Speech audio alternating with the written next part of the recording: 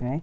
Well, okay. Well, I don't like these two together. You know, Aries just got this combination, and these two can indicate a codependent relationship. Now, I have a feeling that a lot of you guys are really looking at how to be more selfish in your life because you're tired of giving yourself up to people and always trying to be available to others, and they're not being available for you because your underlying energy is the Five of Cups. Underneath that, you have the King of Cups. Yeah. You give a lot of love, Taurus. You really do. And you have a lot of love and help, and you know, you do a lot of things for people. That's just kind of the things you guys do. When you're in love and you're friends with people, you guys end up giving a lot of yourselves. But it's like, who has been giving back? Who you kind of it's like y'all whipping out receipts on folks. That's what it looks like. You're whipping out receipts. Like the Five of Swords is like, okay, yeah. So how much have I done for you? the Empress and the Devil are like, yeah, okay, so yeah, I've been busting my ass, making sure that you're cool. What about me? Right? And I get that because the situation is like, you're not in a very stable place either. I feel like that you want to get to a very stable place, or you want to get to a place where, you know, you're in a higher place of commitment. You work very hard to get there, but you're trying to figure out whether or not it's worth it or not if you have to constantly take care of somebody. Because in the past here, you have the Hanged Man. This is talking about a place of limbo and stagnancy where you're kind of having to look within yourself to kind of figure out a situation or figure out some answers. The Hanged Man also talks about, gee whiz. It also talks about needing to kind of see something from a different angle. Like you've probably gotten something already, but you need to see it from a different angle. Just kind of get a better idea of what was going on. But you have that. And I feel like that sets you free. That surrendering to that perspective has set you free in a way. And I think it does open you up to new possibilities, open you up to a higher sense of commitment here, which is really nice. I like that. The Fool in the present. With the Empress, though, that means you possibly are taking a lot more care of yourself, though, because the Five of Swords and the Fool can also indicate talking about taking care of yourself. You guys are really focusing on the self, really start focusing on experiencing things, taking, you know, being open to new things, you know, taking a whole new you're taking a whole new approach to life when the Fool comes up. It's a new beginning. But then you have the Two of Swords in your future, which is really interesting to me since you guys already went through a situation where you had to surrender to its perspective. So now you guys are looking at your future, where you guys see your future as the Two of Swords. It's where you guys are feeling like you guys are stuck, or, you know, not necessarily stuck, but you feel like making a decision about something is going to be extremely difficult. And the reason why you feel that way, perhaps it has to do with this Four of Wands. Right? Like, it's like things have not been very stable lately, and you've been trying to get to some sort of stability. But it's like, with how you've been going about doing things, kind of just being solo and being you, it's kind of like, well, there's some old things, there's some things that I've been doing for a while, perhaps, which is this Devil card here that I see. How do I break this? How do I break the constant flow of things that people expect of me? And remember, we talked about this last week. Y'all were having some situations where you guys were like, I don't think I'm resonating with this sort of way of being anymore. I don't think I'm connecting with this old Taurus way of being, which is always being at other people's disposal. Like, that's what it looks like. Like, you don't know, because you're taking a lot more selfish approach. You're looking at what's missing. You're looking at what's not there. And you realize there's a lot of lack of support here because of how much you emphasize on taking care of yourself.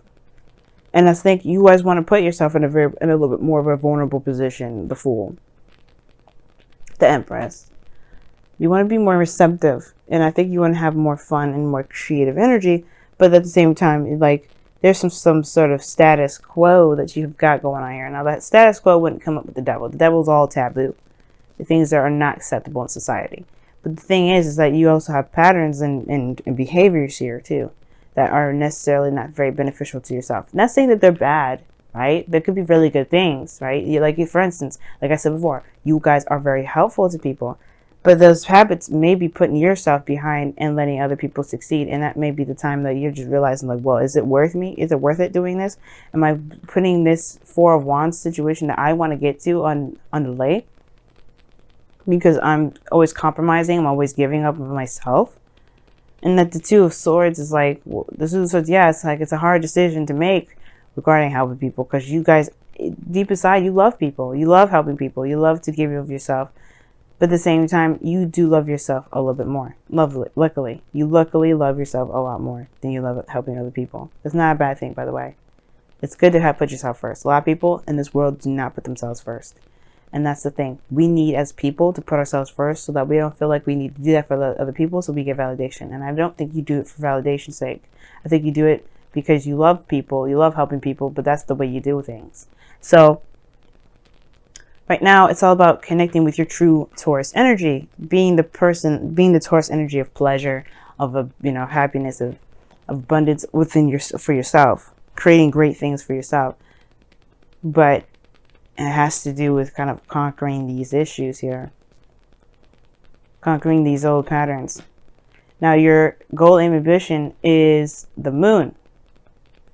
And the Moon does indicate here this is a time of confusion, of uncertainty, kind of trusting your intuition, kind of going with the flow. There's no right or wrong way to go with this Moon, because there's no way you can see anything really. Anyway, the only light that you get is from the Moon when it's full. But these two together kind of work hand in hand, because this is a fearless energy. You have no fear here, but this is tackling fears, the Moon. I'm going to go ahead and clarify that for you guys, though. Why is the Moon coming up as their goal, aim, ambition?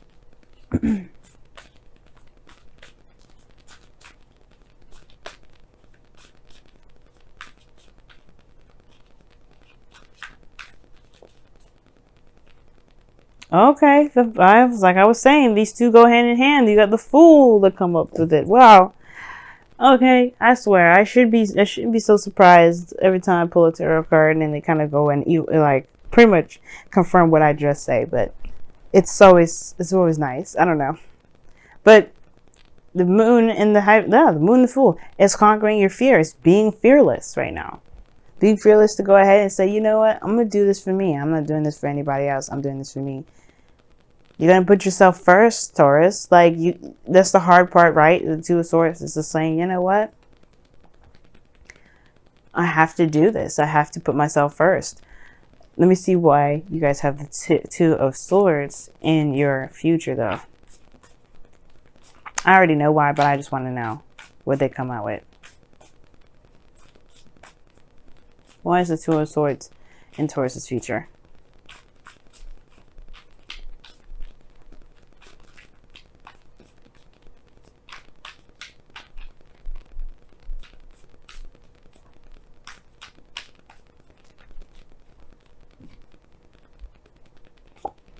Page of Swords, yep, the truth. The truth.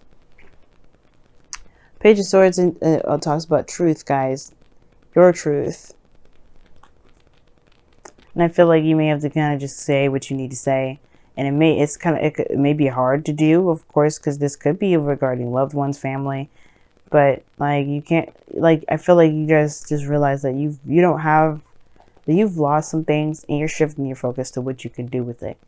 You're not necessarily looking at what's not there. You're looking at what you need to do to shift it. And the things that you may end up losing, shifting that. What is the sacrifices that you will have to make to get to this place of, where you can feel good about where you are. So you can feel proud about where you come from. The Empress, again, like I showed you in your external energy, talks about, like taking care of others, taking care of yourself. This is abundance. This is patience. This is nurturing, creativity. Like, I think you're creating something new, and you're creating it with an open mind and open heart. And you're going into it with an open mind. Like, most importantly, like, biggest thing open is your heart at the moment. Like, you guys are really going into something new, and you're trying to start something new, but you don't really want that baggage with you. Like, you have a small bag here that's around over your shoulder. You're not trying to carry the whole world with you. You're just trying to carry your belongings. You're not trying to take anybody necessarily with you. If they want to come, they can come with you, but they have to handle their own business. You're not looking to babysit nobody on this trip to this move, this happiness. A place of expansion. Why is the Four of Wands crossing? What is the Four of Wands? What is the Four of Wands? Here. The Six of Pentacles. Okay. Yeah, balance. You want a stable place that has a solid give and take. You want to make sure that you're being compensated for the things that you're in. Like, you want to be in a relationship with someone, sure, but you don't want to be giving your ass off. Like, literally, you don't want to be doing so much that you're not getting anything back, or you feel like you're not getting anything back. So some of you guys may even be preferring the single life right now because you don't want to be giving up of yourself so much. Like, I don't think you have a problem with it. I don't think you have an issue with giving of yourself. That's not the thing. The thing is if what are you getting back? What are you sacrificing? Are you getting the support that you're giving someone else? I'm telling y'all whipping out the receipts. But your outcome is showing the devil here. And it's finding the power to overcome situations that you don't feel like you have a lot of power in. And it may be certain patterns, certain ways of being. You know what I mean? Like, you've been doing something for so long, people are used to it, but that doesn't mean that you can't change. That doesn't mean that you're not allowed to change. The circumstances around you are used to you being chained up. But does that mean you stay chained up? Hell no. Sure as hell doesn't. You are allowed to live the life that you want to live, Taurus. And if that means that you have to tell people to go and find their own way of doing something, pick up their own plate and put it in the sink and clean it, clean their own damn kitchen, find their own way to the fucking club if you want to hang out with me, that's fine. You know what I mean? You can't be hanging out with people that want you to do stuff for them all the time. I mean, you can if you want to, but you know what I mean? Like, if you've been trying to be you for a long time and you're realizing that people are just around you right now because of what you can give, what real support is that? I get you, Taurus. You know, I get you. Let's go ahead and see what's going on in your oracle area of the week. See what the wisdom of the oracle has got to say. Oh, they got. Amen. Don't be doing stuff by yourself though either, Taurus. Okay. Now, the same message with Aries. Like, if you guys are just comfortable with doing stuff by yourself, you may just need to stop for a second and really look at what you're doing. Like, you don't have to do it out by yourself. You can ask people for help. I get that you've been helping other people out, and it's kind of like, you know, it's something that you like to do. But as a fixed sign, you know, like, you got a lot on your plate too. You're aware of a lot more responsibilities and a lot more of a structured thing than other signs. That's not a bad thing.